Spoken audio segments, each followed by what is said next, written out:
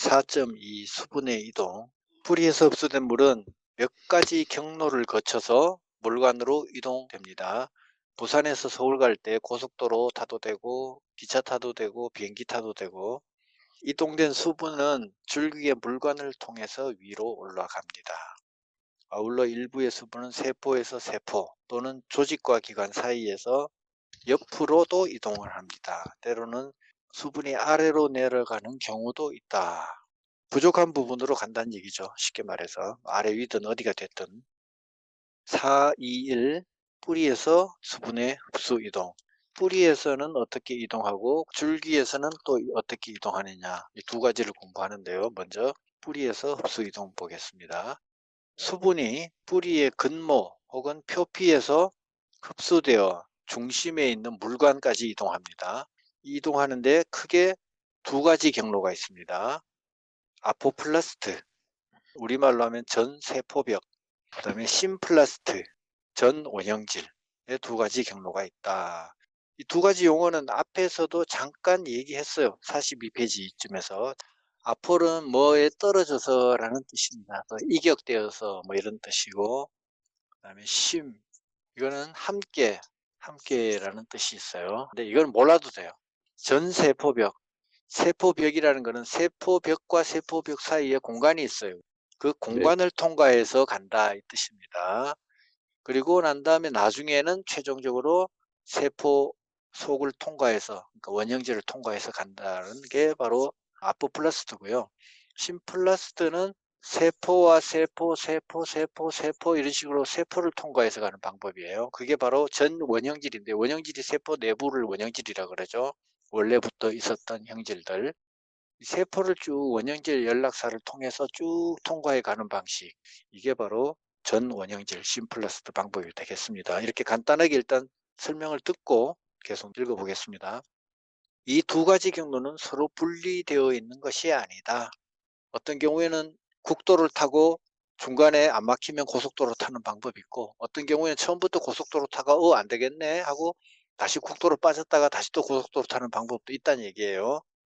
아포플라스트 공간의 물과 심플라스트와 액포의 물은 일정한 평형을 이루며 세포막과 액포막을 통하여 끊임없이 교환됩니다. 따라서 물이 피층을 통과할 때에는 두 가지 경로를 다 함께 이용한다. 고속도로가 막히면 국도 쪽으로 좀 빠져서 가고, 국도가 너무 막히면 고속도로도 같이 해서 골고루 이렇게 물이 흘러간다 이 얘기입니다. 피층 조직은 세포 배열이 느슨하여 심플라스트보다는 아포플라스트 경로를 더 많이 택하는 것으로 보인다. 아포가 떨어졌다는 얘기죠. 그게 느슨하다는 얘기입니다. 느슨한 공간으로 흘러가는 거. 그리고 아포플라스트 경로는 불연속적인 것이 특징이다. 얘들은 중간중간 공간이 있으면 그쪽으로 빠져서 가고, 공간이 또 막혀버렸어요. 그럼 다시 또 심플러스 쪽으로 다시 들어가서 가는 거예요. 국도가 좀 괜찮다. 그럼 국도 쪽으로 빠졌다가 국도가 이제 여기서 끝나버리고 도로가 없네? 그러면 다시 또 고속도로로 타고 가는 겁니다. 즉 뿌리의 내피에 형성되어 있는 가스파리대에 의하여 연결 상태가 끊어진다. 가스파리대는 독일 식물학자 이름입니다. 가스파리. 내피 조직의 세포벽에 지방산과 알코올의 복잡한 혼합물인 수베린이 부분적으로 퇴적 비후되어 형성된 환상의 띠다. 이 카스파리데라는 게 있어가지고 앞에 시간에 공부할 때 세포가 있고 옆에 토양하고 물 경쟁을 할 때 대기에서 수분 확산작용, 정산작용이 일어나지 않을 때는 어쩔 수 없이 ATP를 이용해서 무기물질을 이동시켜가지고 여기를 삼투 포텐셜이 낮아지게 한 다음에 물을 끌어들인다. 그래서 여기에는 ATP가 사용된다. 그런 얘기 했어요. 근데 이때 무기물이 들어왔을 때 이 무기물이 바깥으로 빠져나가면 안 돼요. 그래서 그걸 못하게 탁 이렇게 테두리를 벽돌로 쌓아가지고 막아놨어요. 그 막아놓은 장치를 바로 가스파리대라고 합니다. 무기물질도 막아줄 뿐만 아니라 물도 야 그쪽으로 가지 마 하고 이렇게 도랑을 만들듯이 고를 파듯이 이렇게 뚝을 세워가지고 이렇게 막아놓은 거, 그걸 가스파리대라고 말합니다. 가스파리라는 독일 사람이 발견을 했기 때문에 이름을 붙였다고 했습니다. 그 물질은 수베린이라고 되어 있어요. 수베린. 우리말로 하면 목전서예요. 목전서. 지방산과 알코올. 이 두 가지 물질로 복합 물질로 되어 있다. 어떤 우리 그 물질 얘기할 때 아무개 산하고 산자가 붙으면 이거는 산성을 띈다고 생각하시면 돼요. 산성을 띠는 물질이다 생각하면 돼요. 표피에서 흡수된 수분은 피층 조직의 세포벽과 세포 간극을 따라 이동하다가 내피의 카스파리데라는 장벽을 만나면은 다시 우회를 해서 세포막과 원형질 연락사를 통하여 물관으로 들어간다. 그 다음에 이제 두 번째가 심플라스트는 원형질 연락사를 통하여 세포에서 세포로 이동하는 경로이다. 간단하죠? 세포와 세포가 이렇게 연결되어 있으면은 그 사이에 원형질 연락사를 통해서 쭉 물이 이동하는 것을 말합니다. 이거는 이제 근모에서라고 됐죠. 근모에서 흡수된 물은 주로 심플라스트 경로를 통해서 이동합니다. 아까 아포플라스트는 주로 표피 조직, 그러니까 엉성한 부분이기 때문에 그 엉성한 부분에서 그 흡수되었던 물은 엉성한 쪽으로 계속 이동하다가 심플라스트 경로로 다시 찾아 들어온다고 말했습니다. 근데 심플라스트는 아예 처음부터 근모가 하나의 세포죠. 근모 세포에서 살아있는 활발한 세포죠. 이 세포 원형질막은 멀랑멀랑하고 물이 잘 통과하기 쉽죠. 그렇기 때문에 근모에서 흡수된 거는 계속 심플라스트, 그러니까 세포와 세포 원형질 연락사를 통해서 이동한다는 거죠. 그 다음에 또 한 가지 더 있습니다. 두 가지 경로 외에 막 횡단 경로를 별도로 제시하는 학자도 있다. 이거는 이제 뭐랄까 확고하게 자리 잡은 이론은 아직은 아니지만은 가능한 이론이다 이거죠. 수분이 세포의 한 면에서 들어가 다른 면으로 나오고 이것이 반복되면서 이어지는 일련의 이동 경로이다. 앞서 두 경로의 물이 교환되는 경로와 액포막을 가로지르는 수송의 경로에 포함될 수 있다. 그러니까 앞에 아포플라스트와 심플라스트를 왔다 갔다 하는 두 가지 경로, 이 두 가지를 다 포함하는 얘기를 말하는 겁니다. 그러면은 89쪽의 그림을 보고 우리 확실히 한 번 더 이해하도록 하겠습니다. 제일 위에 그림에 보면은 빨간 선이 있고 파란 선이 있어요. 세포가 양쪽으로 있습니다. 양쪽으로 있는데 세포벽 길이는 서로 통해져 있죠. 그러니까 세포벽 사이사이를 말하는 겁니다. 사실은. 세포벽 사이사이로 빨간 선이 지나갑니다. 그걸 아포플라스트라고 한다 그죠. 이거는 연속이 안 돼 있고 불연속 쪽이라 그랬죠. 왜? 중간에 가다가 보면 가스파리드에 막힌 부분도 나온다는 거예요. 그래서 불연속적이라서 막혀버리면은 다시 세포 안으로 들어가서 원형질 연락사를 통해서 간다. 그 다음에 두 번째 심플라스트 경로는 보면은 세포질이라고 돼 있죠. 세포질 모양이 좀 이렇게 길쭉하게 노란 부분이 길쭉하게 생겨서 우리가 이해하기가 좀 어렵긴 한데 그러나 중간에 이제 하얀 부분에 액포라고 생각하시면 돼요. 액포가 많이 커져 있는 거예요. 그 세포질을 통해서 계속 이동해서 원형질 연락사를 또 통해서 옆집으로 가고 또 쭉 세포질 내로 쭉 흘러가다가 그 원형질 연락사를 통해 또 옆집으로 가고 이런 식으로 가는 것을 심플라스트 경로라고 한다. 밑에 그림을 보시면은 이제 옆으로 펼쳐 놨습니다. 먼저 심플라스트 경로를 보시면은 근모가 있죠. 그 근모를 세포막을 통해서 안으로 들어갑니다. 확산정에 안으로 들어가면은 근모세포에서 그 안쪽 세포로 계속 원형질 연락사 구멍을 통해서 계속 이동을 합니다. 이쪽 길로만 이동하는 게 아니라 옆에 있는 다른 세포들로 쫙 이렇게 스폰지에 물이 스며들듯이 쫙 스며들면서 이렇게 흘러가는 거죠. 흘러가서 결국 마지막에 안쪽에 물관부로 들어가는 거고 아포플라스트는 세포벽 사이로 지나갑니다. 세포벽을 통해서 따라서 이렇게 흘러가다가 안쪽에 피층을 지나서 내피 부분에 가면은 빨간색으로 카스파리데가 있어요. 이 카스파리데에서 막혀있면은 안 되겠다. 세포 안쪽으로 들어가자. 해가지고 세포 안쪽으로 흘러서 물관부까지 흘러가는 구조를 말하는 겁니다. 이렇게 아포플라스트와 심플라스트 크게 두 가지가 있다. 다음 페이지 422 줄기에서 수분의 상승 이동. 이제까지는 뿌리에서 봤고요. 이제는 줄기에서 보자는 겁니다. 이 부분은 시험에 잘 나왔던 부분이죠. 뿌리에서 흡수된 물은 물관으로 이동하고 이게 이제 방금 봤던 내용이고 그 다음에 물관으로 들어온 물은 위로 상승 이동합니다. 줄기를 통해서. 수분의 상승 기구를 설명하는 가설로 몇 가지가 있는데 침륜설이 있고, 침륜이라는 건 착 스며든다는 얘기죠. 가라앉는다, 스며든다. 그 다음에 기압설, 그 다음에 모세관설, 근압설 이런 것들이 있지만 가장 지지를 크게 받고 있는 거는 정산응집역설입니다. 이게 1914년에 아일랜드의 헨리 딕슨 이 사람이 제창한 방법이죠. 자, 정산이란 말하고 그 다음에 응집이란 말 두 가지가 합쳐져 있어요. 응집은 우리 앞에서 물 할 때 기억나시죠? 물은 수소 결합이 되어 있기 때문에 물 분자끼리 막 서로가 끌어당기죠. 산소의 마이너스 부분과 수소의 플러스 부분끼리 막 끌어당깁니다. 그 끌어당기는 힘이 안쪽으로, 이게 아니고 이게 바깥이라면은 안쪽으로 자꾸 끌어당긴다는 얘기죠. 안쪽으로 끌어당기는 힘이 강해지죠. 그러다 보니까 동그랗게 바깥쪽이 말리게 되죠.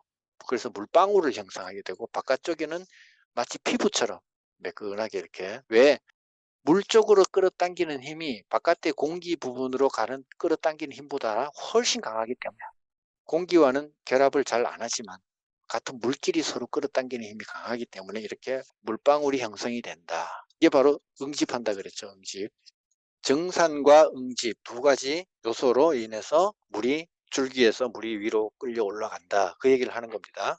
수분의 수동적 흡수에서 설명한 것처럼 정산작용으로 여육세포가 수분을 잃으면 수분 포텐셜이 저하되고 수분은 연맥의 통도 조직에서 여육세포 안으로 이동한다. 이렇게 되면 잎이 마르면은 줄기에서 물을 땡겨오고 줄기가 또 마르면은 뿌리에서 물을 땡겨오고 이런 식으로 물과는 수분 포텐셜의 기울기에 의해서 수분 이동에 구동력이 생긴다. 한편으로 물관 내의 물은 강한 응집력에 의해 서로 부착되어 물기둥을 형성한다. 물이 계속 이렇게 단단하게 결합되어 있기 때문에 부분에서 물이 모자라면은 물이 계속 연결되어 있으니까, 결합되어 있으니까 위에서 부족하면 밑에서부터 쭉 딸려 올라간다는 얘기죠. 중간에 뚝 끊어지지 않고. 중간에 뚝 끊어지게 하려면은 공기 같은 거 집어넣으면 되겠죠. 그래서 보일러 배관 얘기도 했고, 그 다음에 주사기 그 얘기도 했었고, 그 다음에 정산작용으로 물이 끌어당겨질 때 그 견인력은 줄기와 뿌리를 통하여 토양에까지 연결된다. 지름이 큰 수직관 속의 물 기둥에서는 공동현상이 생기지만, 이 공기방울이 생기는 거예요. 구멍이 그 파이프가 너무 굵으면은 응집력도 감당을 못하죠. 하지만 식물의 물관은 아주 가늘죠. 모세관이죠. 이면서 자체 내의 특수한 구조로 인해 이러한 공동현상에 의한 끊김이 생기지 않는다. 이렇게 두 가지. 상승의 구동력은 정산운동이고 작용이고, 그 다음에 기본 요인은 물의 응집력 때문이다. 그래서 두 개를 합쳐가지고 정산 응집력설 이렇게 한다는 거죠. 식물체에서 수분의 상승은 잎의 정산작용에 기인한다고 하여 다른 말로 정산류라고도 한다. 그림 4-5의 수목의 물관, 거기 보시면은 키가 큰 나무의 줄기를 전자현미경으로 관찰하면 줄기의 내부에 큰 구멍으로 보이는 물관 요소를 볼 수 있다. 물관 요소라는 말은 물관 세포를 말한다 그랬어요. 물관과 관련된 세포. 줄기의 물관은 물관부의 중심 구성 요소로서 물의 상승 이동 통로이다. 그 물관 그림이 있고요. 아주 가는 물관이기 때문에 응집력이 계속 유지가 될 수 있습니다.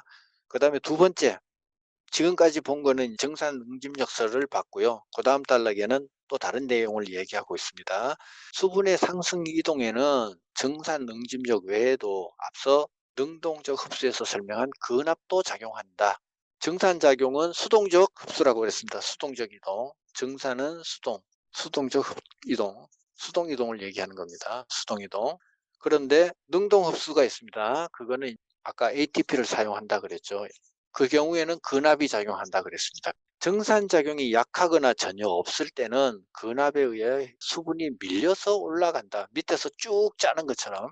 물론 이러한 상승 이동은 정산작용에 의해 올라가는 수분에 비하면 매우 적은 양이다. 야간에 정산작용이 정지된 상태에서 여백조직의 흡수력이 지속되거나 줄기 선단에서 물의 소비가 왕성한 경우에도 수분이 위로 상승한다. 이 외에도 오세관 현상, 수화 현상, 삼투 현상 등도 수분의 상승 이동에 보조적인 작용을 한다. 근압작용에 의해서 올라가는 방식. 이렇게 해서 두 가지가 있고 그 외에도 여러 가지가 있다는 거죠. 여벽 조직이나 이런 데서 물이 갑자기 부족하면은 밑에서 끌어올려 달라고 하겠죠. 그래서 끌려 올라가기도 하고 모세관 현상도 영향을 미치고 수화 현상, 수화각이라는 거 앞에서 했죠. 부착력, 다른 물 외에 다른 물질과 다 붙는 현상, 그래서 각을 이루는 현상. 예를 들어 나트륨은 플러스인데 산소는 물 분자의 산소는 델타 마이너스를 띠니까 이 마이너스하고 플러스가 붙죠. 그래서 산소가 이렇게 삥 나트륨 둘러싼다 그랬죠. 그래서 각을 이룬다 그랬죠. 이 수화적 현상. 이게 한 덩어리가 돼서 묵혀지겠죠. 그러니까 흩어지지 않으니까 같이 끌려 올라가는 현상이 생기겠죠. 그 다음에 삼투 현상. 삼투 현상도 마찬가지로 농도가 옅은 부분, 또 높은 부분으로 물이 끌려 올라가는 현상. 이런 보조작용들에 의해서 한다. 그러나 가장 큰 작용은 아무래도 정산작용하고 응집력 이 두 가지고 그 외에도 자잘한 작용들이 있다. 그 얘기를 했습니다. 그 다음에 4, 2, 3 줄기에서 수분이 횡방향 및 하강이동 위로만 올라가는 게 아니고 옆으로도 가고 필요하면은 모자라는 부분이 밑에 있다. 그럼 밑으로도 간다 이 얘기예요. 물관의 세포벽에는 세포벽은요 어떻게 물이 투과하냐? 전투과성입니다. 웬만한 물질은 지나치게 크지만 않으면은 그 세포벽의 공간 사이로 다 투과할 수 있습니다. 그래서 전투과성이라고 말합니다. 가스도 이동할 수 있고 물도 이동할 수 있고 무기물질 같은 것도 이동할 수 있다는 얘기예요. 세포막은 안 그렇죠. 이동할 수 있는 것도 있고 이동 못하는 것도 있어요. 세포막 속에 뭐든지 다 들어가면 어떻게 되겠어요? 큰일 나죠. 계속 읽어볼게요. 세포벽에는 얇은 부분이 있어서 쉽게 인접한 세포로 수분이 이동할 수 있다. 그리고 두꺼운 세포벽에는 벽공이 있다. 세포 부분할 때 했습니다. 벽공이 있어서 수분 포텐셜의 기울기에 따라 수분이 횡방향 이동이 가능하다. 한쪽 방향의 뿌리가 절단되어 수분의 흡수가 억제되어도 그 방향에 있는 잎이 시들지 않는 것은 바로 횡방향으로 물이 이동하기 때문에 가능하다는 얘기죠. 줄기에서 수분이 아래로 이동하는 경우도 있다. 주로 수분 부족 상태에서 뿌리의 수분 포텐셜이 줄기보다 낮아질 때 수분이 하강 이동한다. 물이라는 거는 포텐셜이 높은 데서 낮은 쪽으로 무조건 가게 되어 있는 겁니다. 자동적으로, 자발적으로. 엽병의 절단면에 색소를 흡수시켜 줄기에서 물의 상승과 하강을 동시에 관찰할 수 있다. 식물의 생장의 왕성한 계절에는 주로 상승하고 둔해지면 하강량이 늘어난다. 밑에 그림을 보겠습니다. 4-6 수분 포텐셜의 기울기에 따른 물의 횡방향 이동. 이 말은 뭐냐면은 물이 부족한 쪽으로 물이 자동적으로 자발적으로 간다 이 얘기예요. 어떤 현상 때문에? 수분 포텐셜의 높낮이 때문에. 자, 물관이 있는데 수분 포텐셜이 0입니다. 가장 높다는 얘기죠. 순수한 물이라는 얘기죠. 그 다음 제일 오른쪽에 거를 보면은 삼투 포텐셜이 마이너스 0.5고 압력 포텐셜이 0.2 정도 됩니다. 둘 더하면은 psi W 수분 포텐셜은 마이너스 0.3이 돼요. 이런 식으로. 그 다음에 중간에 거는 보면 마이너스 0.2고 물관 바로 옆에 붙은 거는 마이너스 0.1이에요. 그러면은 0에서부터 물관에서부터 보면은 0.1씩 갈수록 오른쪽으로 갈수록 낮아져요. 수분 포텐셜이. 그러니까 물이 저절로 물관에서부터 옆 세포로 이동을 한다 이런 얘기죠. 다음 페이지에 4.3 수분의 배출. 증산작용이 있을 때는 우리가 잘 이해하고 있습니다. 증산작용이 없을 때 다음 페이지는 증산작용에 대한 얘기도 나오지만 먼저 수분 배출이 증산작용이 없을 때 어떻게 일어나느냐부터 1핵하고 1B부터 먼저 봅니다. 본문을 읽어보겠습니다. 흡수된 수분은 체내의 필요한 부위로 이동하며 결국에는 액체 또는 기체 상태로 배출된다. 액체 상태로 배출되는 게 바로 1핵, 1B 두 가지고 기체 상태로 되는 게 증산이겠죠. 그리고 이러한 배출은 수분의 흡수와 이동의 원동력이 된다. 물이 만약에 그냥 제자리 가만히 있으면 흡수도 없고 배출도 없겠죠. 그렇지만은 물이 배출되기 때문에 다시 들어올 수도 있는 겁니다. 물이 다시 들어오면서 뭐 무기물질도 같이 받아들이기도 하고 이렇게 움직일 수가 있는 거죠. 수분의 배출 방식에는 액체 상태로 배출되는 1액, 1B 두 가지 현상이 있고 그 다음에 기체로 배출되는 게 증산. 먼저 1액부터 볼게요. 토양 수분이 충분하고 토양에 물이 많아요. 충분해요. 그다음에 지온이 높아요. 그러면 물의 움직임이 활발하다는 얘기고, 그렇게 되면 뿌리에서 수분 흡수가 왕성해집니다. 그리고 기온이 낮아지고 공중 습도가 높아지면은 증산작용이 억제된다. 대기 중에 습도가 많아지면은 증산작용이 억제된다 그랬습니다. 이러한 조건에서 식물은 잎의 선단이나 단자엽 식물, 즉 벽과식물 이런 경우에는 잎의 선단 부분, 그 다음에 쌍자엽 식물 같은 경우에는 가장자리에 있는 기공의 변태라고 할 수 있는 수공, 배수 조직, 수공을 통해서 수분을 물방울 형태로 배출하는데 이것을 일액현상이라고 한다. 일액현상은 낮이 따뜻하고 밤이 차가운 날에 수분 흡수는 왕성한데 증산은 잘 안 될 때, 이럴 때 밤에서부터 이른 새벽에 많이 나타난다고 합니다. 일액현상의 구동력은 뭐냐? 뿌리의 능동적 흡수에 의해 생기는 근압이다. ATP를 사용하는 능동적 흡수에 의해서 생기는 근압, 그게 원인이다. 이 근압이 물관 내의 물을 밖으로 밀어내는 것이다. 일액현상은 주로 화공유나 토마토, 양배추, 고구마 등에서 잘 관찰이 되고 배출액은 거의 순수한 물에 가깝다. 오른쪽 페이지에 그림을 먼저 보고 갈까요? 잎의 끝부분이에요. 잎의 끝부분이고 표피 조직이 이렇게 파랗게 위에 있고, 그다음 표피 조직 바로 밑으로 안쪽으로 더 들어오면은 책상 조직이 있죠. 책상 조직은 차곡차곡 쌓여 있기 때문에 책상 조직이라고 그랬어요. 책상처럼. 그 다음에 유관속 초가 아래 위로 있어요. 위아래로. 초라는 거는 칼집 초자라 그랬죠. 이게 이렇게 감싸고 있는 거, 그걸 초자라 그랬어요. 유관속을 감싸고 있는 게 바로 유관속 초세포들이죠. 유관속 초 안쪽으로 험물관이 있습니다. 이파리 쪽으로는 험물관이 있겠죠. 연맥 조직이 있다는 얘기고, 그 다음에 그 험물관 끝나는 부분 쪽으로 쭉 가면은 세포들이 느슨해요. 엉성하게 자리하고 있어요. 그래서 세포에 간극이 많이 있어요. 바로 거기에 수공이 있습니다. 거기에 수공이 달려 있고요. 그 다음에 밑바닥에는 해면 조직이 있습니다. 책상 조직이 위쪽에 있다면 해면 조직은 아래쪽에 있다는 얘기죠. 아랫면 쪽에. 그리고 해면 조직 그 사이에도 엉성하게 있죠. 해면체가 엉성엉성하죠. 스펀지가 엉성엉성하잖아요.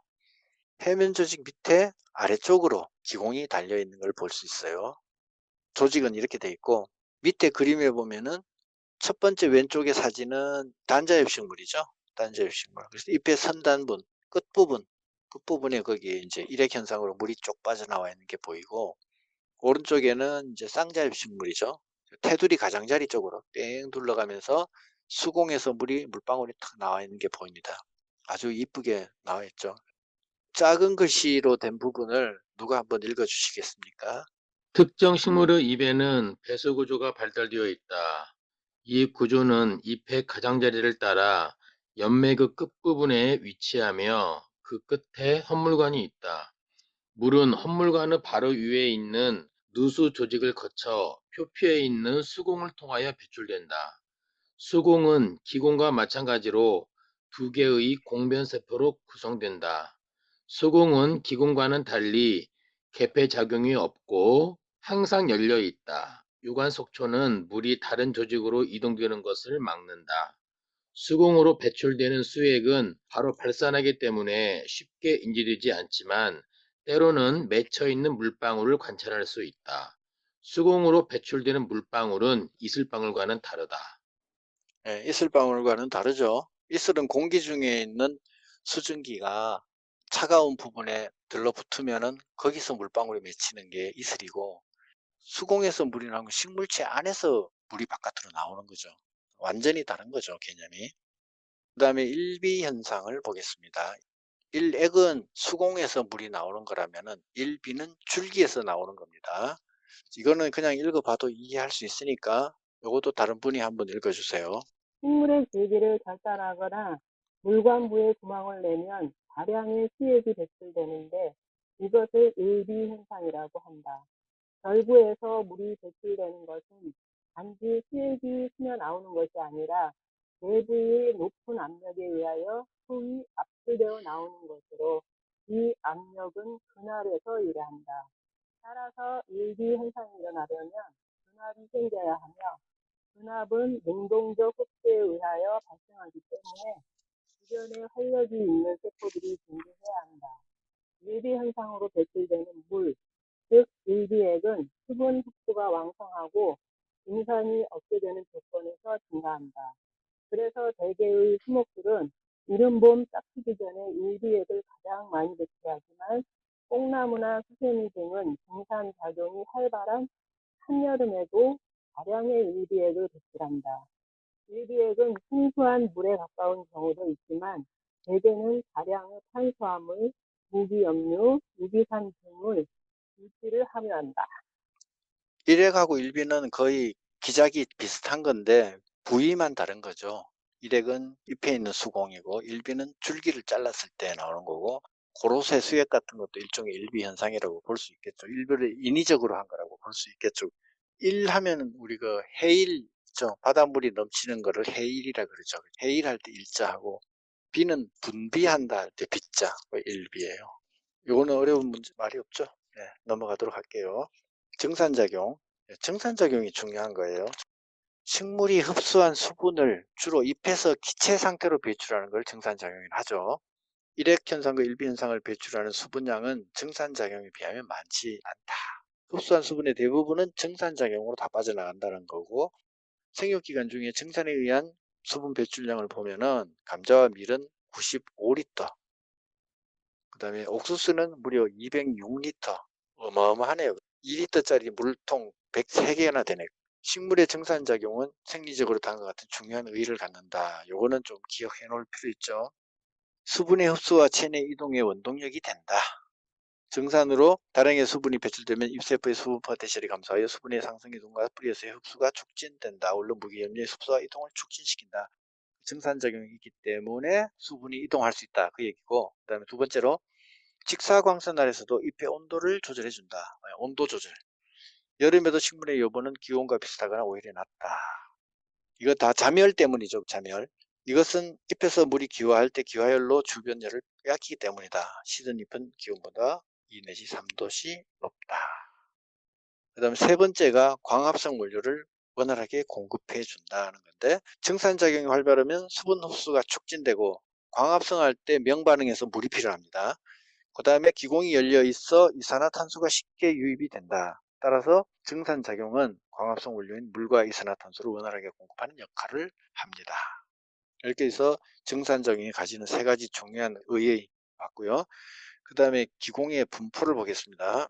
식물의 증산작용은 주로 잎에서 일어난다. 줄기에서도 일어나지만 표면적으로 보면은 별로 중요하지가 않다. 별로 없다. 잎에서 일어나는 증산작용은 표피 조직과 각피를 통해서 이루어지는 각피 증산이 있고, 기공을 통해서 이루어지는 기공 증산이 있습니다. 두 가지 있는데, 기공이 열려 있을 때 각피 증산이 10%, 기공 증산이 90% 차지한다. 여기서 보는 것처럼 각피도 적은 양의 수증기를 통과할 수 있으며, 각피의 발달이 나쁠수록 각피 증산의 비율이 늘어난다. 그러니까 각피의 발달이 나쁘다는 것은 그만큼 껍데기가, 피부가 엉성하다는 얘기죠. 그러니까 수분이 빨리 마르겠죠. 잎에 있는 물이 자꾸 증발이 잘 심하게 나겠죠. 기공은 어린 식물에도 있지만 주로 어린 줄기에도 있지만 주로 잎에 분포되어 있다. 잎에 분포하는 기공의 수, 향축면과 배축면의 분포 비율, 기공의 크기, 이런 것들은 식물의 종류와 재배 환경에 따라서 다르다. 이런 건 당연한 얘기죠. 그 다음에 쌍자엽 식물은 향축면보다는 배축면에 기공수가 많은 편이며, 쌍자엽은 잎의 아랫면에 많다는 얘기고, 목본 쌍자엽면 식물은 배축면에만 기공이 분포한다. 나무로 된 것들은 배축에만 있다는 거고, 그러나 단자엽 식물은 양면이 비슷한 분포 비율을 보낸다. 향축면이 뭐냐? 얼마 정도 되냐? 배축면에 1제곱미리당 기공수를 식물로 비교해 보면, 향축면과 배축면을 서로 비교를 해보면은 토마토는 12대 130, 그러니까 배축면이 더 많다는 얘기고, 감자는 51대 161. 여기까지는 이제 쌍자엽 식물이고, 사과부터 떡갈나무는 아예 나무 종류이기 때문에 배축에만 있다는 거죠. 그 다음에 밀은 단자엽 식물이죠. 밀은 33대 14로 오히려 향축에 더 많고 귀리도 그렇고 옥수수는 배축이 좀 더 많네요. 기공의 크기는 쌍집 식물인 콩이 7 곱하기 3 마이크로미터고 토마토는 13 곱하기 6 정도인데 밀 같은 경우에는 38 곱하기 7 구멍이 크네요. 귀리는 38 곱하기 8 이 정도로 단자엽 식물의 기공 구멍이 더 크다는 얘기죠. 이거는 왜 그럴까요? 잘은 모르겠는데 아마 단자엽이 잎이 가늘고 그렇게 생겼으니까 아마 구멍이 더 커야 더 활발해질 수 있겠죠. 쌍자엽만큼 따라갈 수 있겠죠. 저는 그렇게 보는데 위에 그림 4-8 잎 표면의 기공 분포와 기공의 개폐. 자, A는 보면은 감자네요. 감자에서 기공이 막 여기저기 흩어져 있고요. B 그림은 보면은 그 옥수수인데 단자엽이죠. 기공이 딱 일렬로 줄 서 있어요. 배열되어 있고. C는 오이고 그죠? 오이가 기공이 활짝 열려 있는 거고. D는 파슬리 기공인데 닫혀져 있네요. 그 다음에 3. 기공의 개폐 기구 여기를 한번 볼게요. 기공이 어떻게 생겼느냐 그리고 어떻게 기능을 하느냐 그거를 공부하는 겁니다. 공변세포의 팽합 변화와 구조적 특징이 개폐를 좌우한다. 이게 핵심입니다. 공변세포, 세포를 셀이라 그러죠. 가드. 옆에 있는 가드 있죠. 옆에서 이렇게 보조로 이렇게 지켜주는 거, 가드. 그걸 공변세포라 그래요. 기공은 두 개의 공변세포와 그 주변 세포들로 구성된다. 기공이 있다면은 양쪽으로 두 개의 공변세포가 있다는 거죠. 그 다음에 공변세포의 팽합 변화에 따라 기공이 열리고 닫힌다. 이 공변세포가 팽합이 빵빵해지고 아니면 느슨해지고 여기에 따라서 기공이 열리고 닫힌다. 그 얘기죠. 즉 팽합이 높으면 공변세포의 팽합이 높으면 기공이 열리고 팽합이 줄어들면 닫힌다. 공변세포의 팽합 변화는 용액의 농도 변화와 그에 따른 수분 포텐셜 변화로 수분이 세포 내외로 들락거리면서 생긴다. 공변세포의 용액 농도가 높아지면 담투 포텐셜이 감소하고 수분이 세포 안으로 이동함에 따라 팽합이 증가하고 기공이 열리게 된다. 그리고 용액의 농도가 감소하면 그 반대 현상이 일어나 기공이 닫힌다. 이게 이제 첫 번째 이제 이론인데 위에 이제 그림을 보면 알 수 있습니다. 첫 번째 이론. 공변세포가 양쪽으로 두 개인데 왼쪽 거는 열려 있고 오른쪽 건 닫혀 있어요. 그 왼쪽 거는 보면은 파란색 화살표가 안으로 들어가 있죠. 물이 안쪽으로 들어가는 거예요. 그러면은 공변세포가 빵빵해져요. 빵빵해지는데 휘어요. 공변세포를 중심으로 이렇게 둘러싸면서 휘어요. 휘는 모양으로 생겨서 공변세포가 열리는 거고 그 다음에 물이 바깥으로 빠져나가죠. 오른쪽 그림을 보면은 오른쪽 그림에 물이 바깥으로 빠져나가면서 축 쳐져 버려요. 축 쳐져 버리니까 중간에 있는 공변세포가 닫혀버리는 이런 작용을 한다는 거죠. 이게 첫 번째고 그 다음 두 번째는 볼게요. 다음 단락을 보겠습니다. 팽합 변화로 기공이 열리고 닫히는 것은 전적으로 공변세포의 구조적 특성에 기인한다. 방금 읽어본 거는 삼투 포텐셜 때문에 팽팽해지느냐 아니면 헐렁해지느냐에 따라서 열리고 닫히는 원리라면은 이번에는 열리고 닫히는 그 팽팽해질 때 왜 곡선 모양으로 빵빵해지냐 팽합이 형성되느냐 이제 그 얘기를 하는 겁니다. 계속 읽어보면은 특히 세포벽을 구성하는 셀룰로스의 미소 원섬유의 배열이 기공 쪽과 그 반대쪽이 서로 다르다. 그리고 공변세포 양 끝은 서로 붙어 있는데 기공의 개폐에 관계없이 길이가 일정하다. 그래서 팽합이 발생하여 세포가 확장될 때 횡방향이 많이 확장되고 한편으로 죄임 정도의 차이가 생겨 공변세포가 안쪽으로 휘어지면서 기공이 열리는 것이다. 이거는 그림의 오른쪽 4-10을 보겠습니다. A, B, C, D 그림이 네 가지가 있는데요. 공변세포에 보면 줄이 쫙쫙 가 있어요. 이렇게 보면은 여기에 이제 줄이 이렇게 제가 이제 빨간색으로 그릴게요. 이렇게 이런 모양으로 나 있어요. 여기 바로 미세 원섬유예요. 미세 원섬유가 있어가지고 섬유가 이렇게 모양이 형성이 딱 잡혀 있으면은 이 안쪽으로 물이 들어갔을 때 이제 팽합이 형성될 때 자동적으로 여기는 오목하게 되고 바깥쪽으로 빵빵하게 이렇게 모양이 된다는 거예요. 실이 이렇게 연결되어 있기 때문에 여기는 벌어지고 공간이 좀 넓어지고 여기는 공간이 좁아지는 이런 현상이 나타난다니까요. 그 예를 바로 B, C, D로 예를 드는 겁니다. B는 풍선이에요. 풍선에다가 양쪽에서 이제 바람을 불어넣습니다. B 그림은 바람이 별로 없을 때예요. 그때는 기공이 지금 닫혀 있어요. 그런데 C 그림을 보면은 바람을 조금 집어넣었어요. 바람을 집어넣었더니 중간에가 약간 벌어졌어요. 이런 모양이 된다는 거죠. 근데 D 그림을 보세요. D 그림에서는 미세 원섬유 같이 띠를 이렇게 감아놨어요. 띠 모양을 이렇게 감았더니 어떤 일이 생기느냐. C보다 훨씬 더 기공이 크게 벌어지더라는 얘기죠. 그거를 지금 설명하고 있는 겁니다. 그 다음 왼쪽 페이지로 다시 돌아가서 기공 개폐에는 여러 가지 요인이 관여한다. 그거를 보겠습니다. 그러면은 아까 공변세포를 팽합을 조성한다 그랬는데 그럼 팽합을 조성하려면 농도차가 있어야 될 거 아니에요. 그 농도차를 그러면 어떻게 만들어 주느냐 그 얘기를 하는 겁니다. 먼저 첫 번째 단락, 공변세포와 주변세포 사이에 칼륨이온이 왔다 갔다 하면서 공변세포의 수분 포텐셜, 수분 이동, 나아가 팽합이 조절된다는 이론입니다. 즉 공변세포의 칼륨이온이 증가하면 수분 포텐셜이 감소하고 이로 인해 물이 이동해 들어와 팽합이 높아지면서 기공이 열린다. 실제로 밤에 기공을 여는 캠 식물을 비롯해서 약 50여 종의 식물에서 열린 기공이 공변세포에서 칼륨 축적되는 것을 실제로 봤다는 거죠. 그게 이제 오른쪽 그림 4-11을 보면서 우리가 이해를 하겠습니다. A 그림이 있고 뒤에 오른쪽에 B 그림이 있는데 A 그림에서 보면은 핑크색 부분으로 된 게 바로 공변세포고요. 양쪽으로. 바깥쪽으로 있는 게 주변세포들입니다. 공변세포의 주변세포, 녹색들은. 공변세포는 칼륨이온 농도가 95예요. 칼륨이온의 농도가 95고 바로 왼쪽에 156, 조금 더 한 칸 바깥으로는 199, 더 먼 데는 448이에요. 그러니까 448이 이온 농도가 가장 높으니까 물 속에 칼륨이 가장 많이 녹아 있다는 얘기겠죠. 그러면 수분 포텐셜이 낮아지는 거예요. 그러니까 어쩔 수 없이 공변세포에 있던 물이 바깥쪽으로 나가는 겁니다. 바깥쪽으로 점점 나가서 공변세포는 쭈그러들고 대신 기공은 닫혀버리는 거죠. 근데 B를 보시면 반대예요. 공변세포가 448로 칼륨이온인 농도가 가장 높고 제일 바깥쪽에는 73이에요.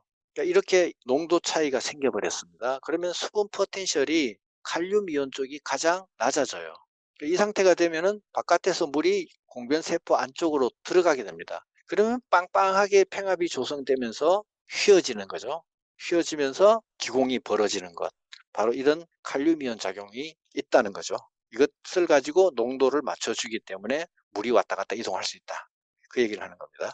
그 다음에 96쪽 왼쪽으로 다시 와서 밑에서 네 번째 줄. 요거는 이제 또 두 번째 또 다른 이론입니다. 방금 위에서 읽었던 거는 칼륨 이온 이론이고 그 다음에는 ABA, 아브시스산 이론이에요. 식물 호르몬 가운데 하나인 ABA가 기공 개폐를 조절한다는 이론입니다. 식물은 수분 스트레스를 받으면 ABA 함량이 증가하면서 기공이 닫힌다. 그리고 실제로 식물체 ABA를 처리하면 기공이 닫히는 것을 볼 수 있다. 엽육세포의 엽록체에서 합성된 ABA가 공변세포에 도달하면 그 안에 칼륨이온이 감소하면서 기공이 닫히는 것으로 보인다. 그러나 ABA의 작용 기작에 대해서는 명확하게 알려진 것이 없다. ABA가 영향을 미치는 것은 발견은 했는데 어떻게 그런 현상이 나타나는지에 대해서는 아직 연구가 더 필요하다는 말이죠. 아브시스산 389페이지, 255페이지에 보면은 나옵니다. 발화억제 물질이죠. 아브시스산이. 휴면하고 뭐 할 때 아브시스산 얘기 나옵니다. 그 다음에 97쪽으로 가겠습니다.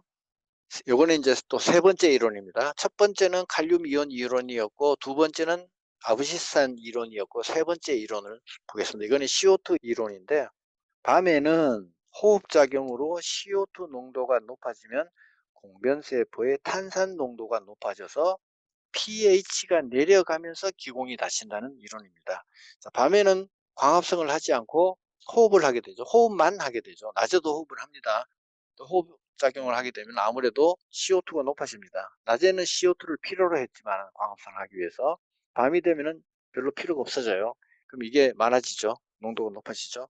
그러면 공변세포 안에 있던 이 탄산, 그 물하고 H2O하고 CO2가 모이면은 탄산이 만들어져요. H2CO3가 만들어집니다. 이 탄산이 많아진다는 얘기죠. 그러면은 pH가 내려가는 현상이 나타납니다. 이 부분이 많아진다는 얘기죠. 산성은 수소 이온이 많을 때, OH가 마이너스가 많을 때는 염기성이고, 수소가 많아지면 수소 이온이 많으면 산성이죠. 그래서 pH가 내려간다, 이 말은 산성이 된다, 이 말이죠. 계속 보겠습니다. 낮에는 광합성으로 CO2 농도가 낮아지면 pH가 올라가서 기공이 열린다. 이것은 pH가 높을 때 공변세포의 녹말이 효소 녹말 포스포릴라제에 의해서 포도당 유기인산으로 분해되고, pH가 낮을 때는 반대로 녹말을 합성하면서 수분 포텐션과 평합을 조절하기 때문에 이런 현상이 나타난다. 효소하면요, 효소하면 뒤에 영어 이름에 뭐뭐뭐 ASE가 붙죠. 아제 혹은 뭐 에이스 이렇게도 에이스 이렇게 표현하기도 하는데, 무슨 아제 하면 효소 이름을 할 때 아제가 붙습니다. 이게 녹말 포스포릴라제, 포스포 하면 인산이라는 얘기예요. 포스포러스, 그 인산화 효소예요. 그 pH가 높아질 때, 낮에는 pH가 높아지죠. 이때는 이제 녹말이 포도당 인산으로 유기인산으로 분해가 된다. 낮을 때는 반대로 녹말을 합성한다. 녹말을 합성하기 때문에 수분 포텐셜과 평합을 조절한다. 이거 자세한 내용은 여기 책에 나와 있지 않아요. 간략하게 나와 있으니까 이런 게 있다는 정도면 일단 이해하고 여기는 넘어가는 게 좋겠습니다. 그 다음에 네 번째 이론입니다. 생육 저온을 벗어나서 30도 이상의 고온이 되면은 기공이 닫히는 거. 이런 현상은 우리가 책에서 많이 등장합니다. 30도 이상의 고온에서는 뭐 광합성이 중지되고 어쩌고 이런 말 많이 나옵니다. 이산화탄소가 배제된 상태에서는 고온의 영향이 나타나지 않는 것으로 보아 엽내 이산화탄소 농도와 관련이 있어 보인다. 즉 고온에서는 호흡이 증가하면서 이산화탄소가 동시에 증가한다. 앞에 세 번째 이론이랑 거의 비슷하죠. 이 결과 공변세포의 평합이 감소해서 기공이 닫힌다. 고온지대는 많은 식물들이 한낮에 기온이 높을 때 고온에 의한 이산화탄소의 축적으로 기공을 닫는 것을 볼 수 있다. 자, 이 부분도 아직 현상은 나타나고 있지만, 발견을 했지만은 정확한 기작은 아직도 더 연구를 해야 되는 그런 이론들이에요. 세 번째, 네 번째 이론은 아직 연구가 더 필요한 이론이기 때문에 그런 게 있다 정도 알아놓으시면 될 것 같아요.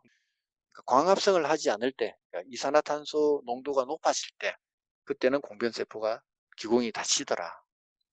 마지막 단락 보겠습니다. 이건 이제 예를 든 겁니다. 건조한 사막지대에 적응하여 살고 있는 캠식물, 한낮에 기공이 닫히고 증산작용을 억제해서 수분 손실을 방지한다. 대신에 기온이 떨어지는 밤에 기공을 열어 이산화탄소를 흡수해 체내에 저장해 놓는다. 이거 반대 현상이죠. 이러한 식물은 위에서 설명한 온도 조건에 따른 기공 계피와는 관계없이 나름대로 건조한 기후 조건에 적응하기 위해 독특한 기공 계피 리듬을 갖고 있는 것으로 이해되고 있다. 이거는 이제 예외 형식이죠. 예외이기 때문에 하나 예로 든 것입니다. 그 다음에 4번 증산작용에 영향을 미치는 다른 각종 요인들을 보겠습니다. 자, 증산작용에 영향을 미치는 여러 가지 요인들. 첫째, 식물의 형태와 구조.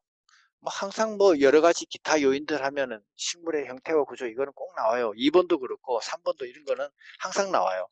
나오는 거기 때문에 그냥 한번 쭉 읽어보는 걸로 하겠습니다. 연면적 각피의 발달 정도, 기공의 수와 크기 등은 증산작용과 밀접한 관련을 가진다. 잎의 크기, 즉 엽 면적이 감소하면 증산 면적이 작아져 증산량은 감소한다. 그러나 단위 면적당 증산량은 연면적이 작아질 때 증산할 수도 있다. 단위 면적당 기공의 수가 많고 기공이 크면 그만큼 증산작용이 활발하게 일어난다. 잎이 표면에 각피가 잘 발달하면 각피 증산이 억제되고 특히 기공이 닫혀 있을 때 증산작용을 억제한다. 아까 저 앞에 94페이지에서 읽었던 기억납니까? 각피 발달이 나쁠수록 오히려 각피 증산이 잘 된다. 지금은 이제 반대죠. 각피가 잘 발달되면 오히려 각피 증산이 억제된다. 이렇게 돼 있죠. 그래서 모양에 따라서 구조에 따라서 증상은 다 다르다. 그래서 식물체마다 다 다르다는 얘기죠. 그다음에 일조 습도 및 기온. 자, 요거는 또 이제 한 3가지 단락이 있는데 3가지 이유가 있다는 얘기예요. 일조는 여본을 높여 증산을 촉진한다. 기공은 일조 조건에서 열리는데 이때 기공의 궤도는 광도와 밀접한 관련을 맺고 있다. 이들 관계의 하루 중 변화를 보면 광도와 기공의 궤도는 평행적으로 증감하는 것을 볼 수 있다. 대기가 건조하여 공중 습도가 낮아지면 기공이 잘 열리고 증산작용이 왕성해진다. 공기가 앞으로 수증기를 받아들일 수 있는 정도를 증기압 부종량 또는 수증기압 포차라고 한다. 이것은 대기의 증기압을 그 공기의 포화 수증기 압에서 빼면 얻을 수 있다. 증기압 부종량이 클수록 증산작용은 잘 일어난다. 기온이 상승하면 증기압 부종량이 증대하여 증산이 촉진되고 기온이 떨어지면 반대로 증산작용이 감소한다. 기온은 공중 습도와 식물 체온에 영향을 주므로 증산작용에 영향을 끼친다. 기온이 상승하면 수증기의 확산 운동이 증가하여 증산이 촉진된다. 자, 일조도 영향을 미친다. 이거는 평행적으로 영향을 미치는 거고, 그다음에 대기의 습도 문제, 건조하냐 습도가 많으냐에 따라서 차이가 있다. 이거는 뭐 잘 아는 거죠. 아무래도 대기 중에 습도가 높으면은 기공이 잘 열리지 않겠죠. 그다음에 대기의 증기압을 공기의 포화 수증기압에서 빼면, 그러니까 다른 말로 공기의 포화 수증기압 빼기 대기의 증기압. 포화 상태일 때 수증기 압력하고 현재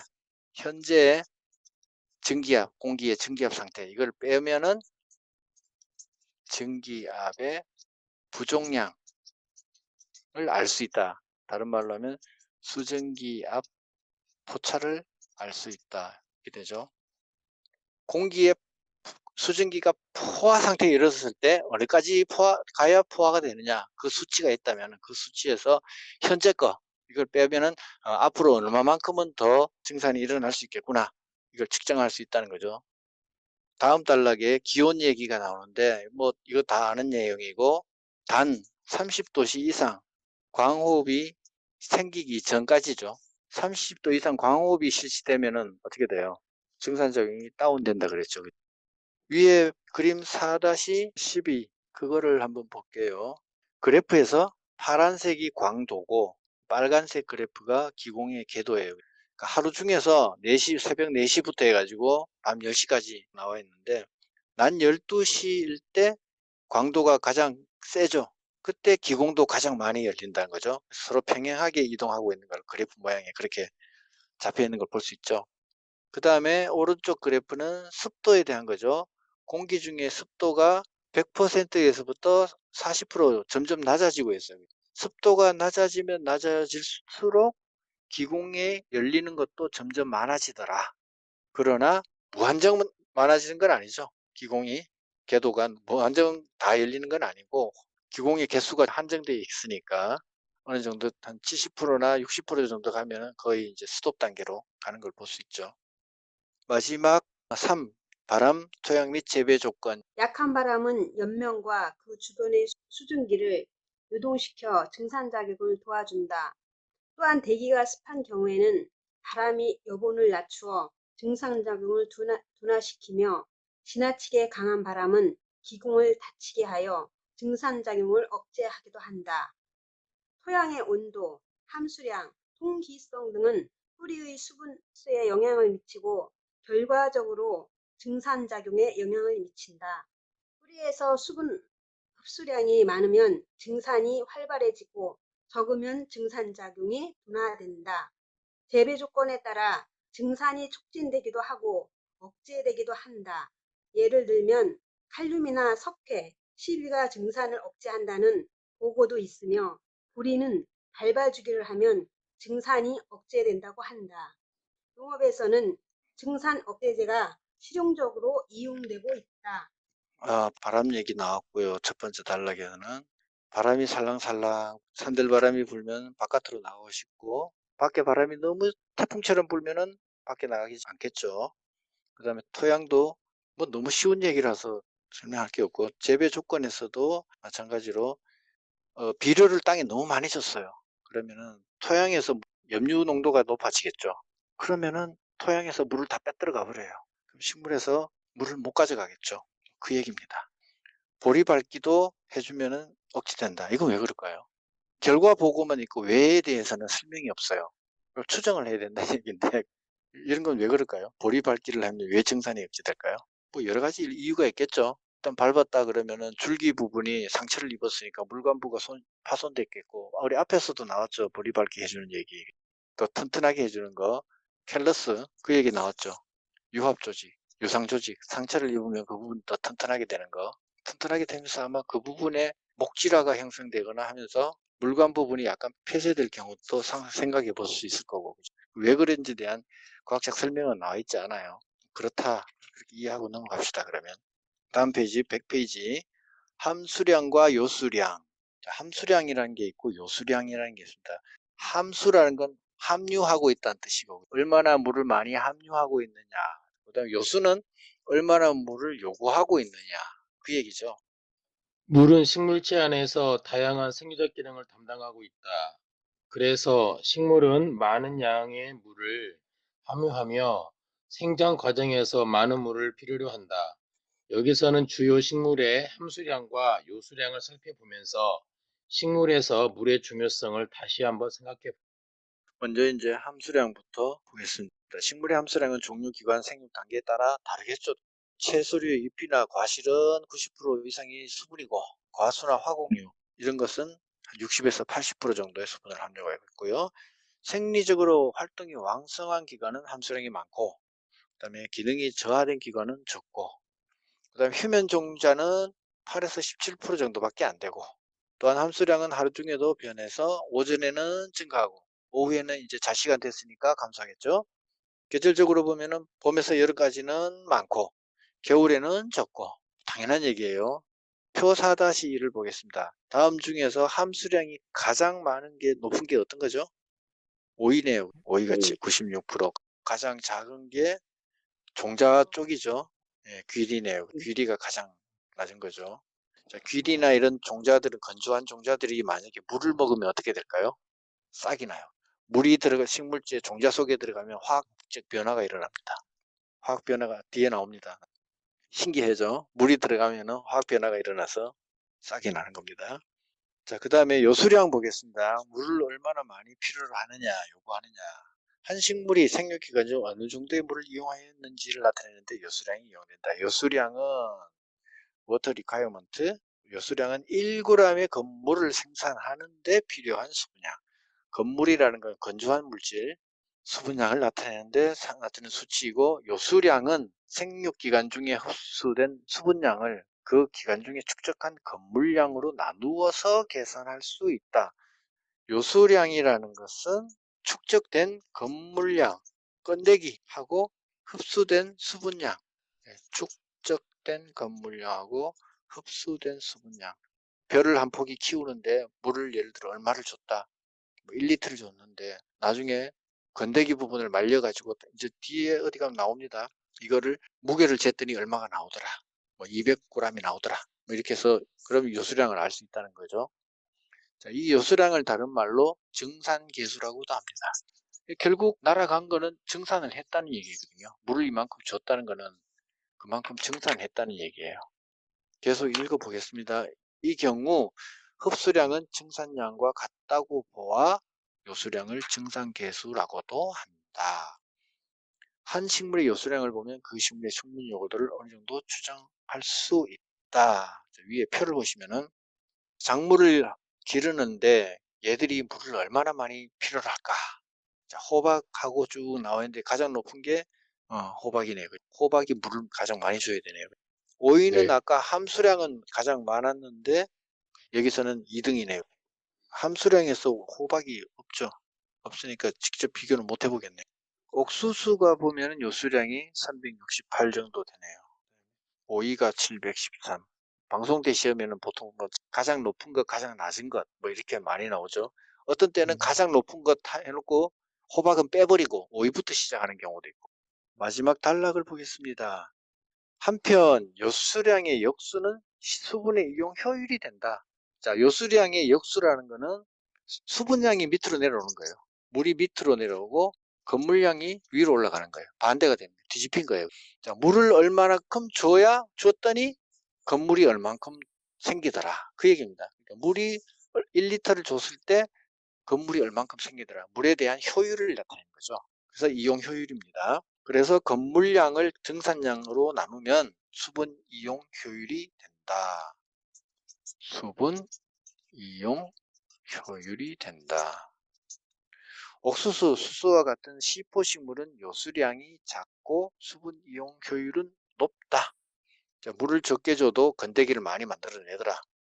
캠식물은 수분 이용 효율은 높지만 생산성이 낮아 작물로서 이용에 제한을 받는다. 물은 실컷 먹는데 건더기는 별로 만들어내지 않아요.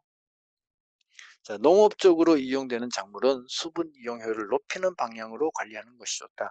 그렇죠. 물을 적게 줘도 잘 자라는 거, 건물이 많은 거, 이런 것을 필요로 하겠죠. 요거를 수분 이용 효율은 결국 요수량 분의 1이 되죠.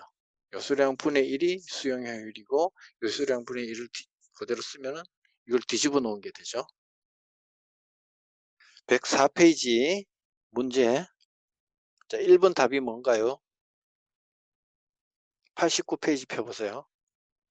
89페이지 둘째 줄에 가스파리되는 내피 조직의 세포벽에 지방산과 알코올의 복잡한 혼합물인 수베린이 퇴적되어서 만들어졌다. 내피 조직이죠. 내피 조직인데 내초에서 나오는 게 있어요. 내초에서 이렇게 병행 분열을 해가지고 옆으로 계속 자라나는 거예요. 이게 바로 측근이죠. 측근. 뿌리는 이렇게 자라죠. 세포 분열을 할 때. 2번 문제로 갈게요. 답이 뭘까요? 그렇죠. 기공이 제일 많다 그랬어요. 증산작용이 일어남으로 인해서 확산이 일어난다 그랬죠. 확산. 그러니까 수동수송. 그 다음에 능동수송을 일으키는 거는 그렇죠. 3번, 4번 두 개 다 능동수송이죠. 얘들은 다 근압 때문에 흡수가 일어나지는 거죠. 물이 위로 수송이 되는 거죠. 물이 줄기 쪽으로 수송이 되는 거죠. 그 다음에 각피 증산은 10% 정도밖에 안 된다 그랬죠. 증산은 각피하고 기공 두 군데 다 일어날 수 있는데 기공 증산이 90% 정도고 각피는 한 10% 정도밖에 안 되고 각피가 덜 발달될수록 그러니까 엉성할수록 각피 증산이 많다 그랬어요. 그럼 3번 답은 뭘까요? 예, 증산하고 응집력 두 가지가 붙어 있는 거. 네 번째 답은요. 그렇죠. 2번이죠. 1번부터 보면 공변세포의 평압이 낮다면은 평압이 낮으면 쭈글쭈글한 상태잖아요. 그럼 기공이 네네. 닫히죠. 그 다음에 수분 포텐셜이 낮으면은 바깥에서 물이 들어오죠. 들어오니까 팽팽해지죠. 그러니까 답은 2번이고 칼륨의 농도가 낮다. 아니죠. 높아야 바깥에서 물이 들어올 수 있겠죠. 그 다음에 pH가 낮다. 요거는 아까 CO2 얘기할 때 얘기죠. 밤에나 이럴 때 광합성이 이루어지지 않을 경우에는 pH가 낮아져서 기공이 닫힌다 그랬어요. 오히려. 그 다음 5번 문제. 요수량 이콜 증산계수. 요수량이 적으니까 증산계수도 적지요. 같은 말이죠. 요수량은 네. 증산계수로 같은 말이니까. 요수량이 적으면은 생산성이 좋죠. 물을 많이 안 줘도 되니까. 그다음에 내건성도 강하죠. 건조한 데서 잘 이겨냈으니까 물이 적게 들어가는 거고 수분 이용 효율이 당연히 크다고 해야 되고 그다음 4번은 요수량이나 증산계수는 같은 말이니까 적다.